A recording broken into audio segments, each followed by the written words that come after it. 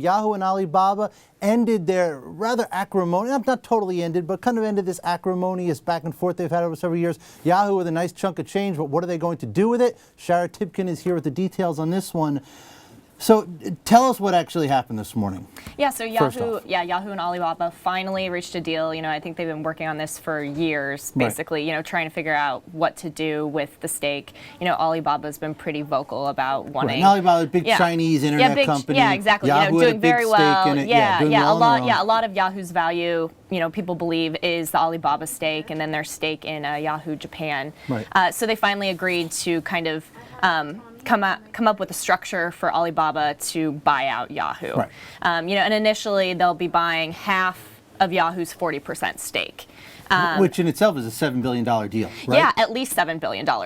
You know, they had a conference call today. They didn't get a bigger pop from a $7 billion deal. Yeah, I mean, they were up, you know, quite a bit pre-market, and then when they opened down actually. So it was, yeah, the stock isn't doing too much right now, but you know, that's based on the 7.1 billion is based on a $35 billion valuation, but they have some incentives in place for Alibaba. Obviously. So they have some incentives in place for them to seek a higher valuation. So Yahoo could actually get more than that. Now, I mean, for Alibaba, obviously, it seems like Yahoo was almost kind of like a weight on their shoulders. I mean, they couldn't really do what they wanted to do with it. Now they were kind of doing what they wanted anyway. Right, I guess that was part of it. Yeah.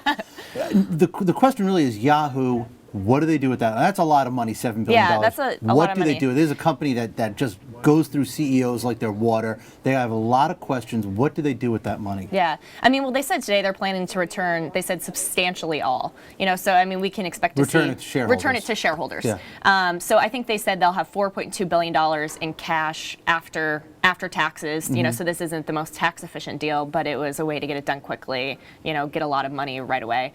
And they, you know, they already boosted their buyback. They said that they're not sure yet the timing or the form of returning the rest of this to shareholders, but you know, they'll talk about that later. You know, they don't want to put any. They have a new board. They have new management.